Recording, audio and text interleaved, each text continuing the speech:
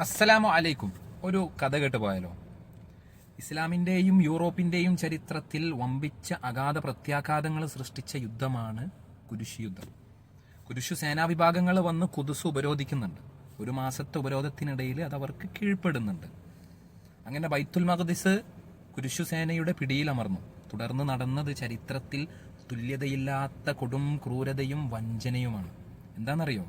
പരാജയം ഉറപ്പിച്ച ഫലസ്തീൻ നിവാസികള് അപ്പത്തെ കുരിശു സേനാനായകനായ ഗലീലി രാജകുമാരനെ സമീപിച്ച് അഭയം തേടുകയാണ്. അങ്ങനെ അദ്ദേഹം അവർക്കൊരു പതാക നൽകി ഇത് ബൈത്തുൽ മഖ്ദിസിൽ പോയി സ്ഥാപിക്കാൻ ആവശ്യപ്പെട്ടു. അതിന് കീഴിലുള്ളവർക്കെല്ലാവർക്കും സുരക്ഷിതത്വവും അഭയവും അദ്ദേഹം ഉറപ്പു നൽകി. ആര്? കുരിശു സേനാനായകൻ. അതിൻ്റെ അടിസ്ഥാനത്തിൽ ഫലസ്തീൻ നിവാസികൾ എല്ലാവരും ആ പതാകയ്ക്ക് കീഴിൽ ഒത്തുചേർന്നു. അങ്ങനെ സ്ത്രീകളും കുട്ടികളും വൃദ്ധന്മാരും കൊണ്ട് അവിടം നിറഞ്ഞപ്പോൾ കുരിശു സേന വന്നിട്ട് ഒന്നടങ്കം അവരെ കൊന്നുകളയുകയാണ്. കശാപ്പുകാരൻ മൃഗങ്ങളെ എങ്ങനെയാണോ അറുത്ത് കളയുന്നത് അതുപോലെ അവരെല്ലാവരെയും കൊന്നുകളഞ്ഞു. 70,000-ത്തിലധികം മുസ്ലിങ്ങളാണെന്ന് പറയപ്പെടുന്നു. 70,000-ത്തിലധികം മുസ്ലിങ്ങൾ അവിടെ ഉണ്ടായിരുന്ന് പറയപ്പെടുന്നു. അതിൽ ഭൂരിഭാഗവും സ്ത്രീകളും കുട്ടികളും വൃദ്ധന്മാരും.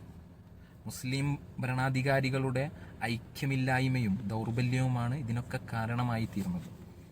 ഗസക്കാര്, ഫലസ്തീൻകാര് ദുരിതം അനുഭവിക്കാൻ തുടങ്ങിയിട്ട് കാലമെമ്പാടുമായിട്ടുണ്ട് കേട്ടോ.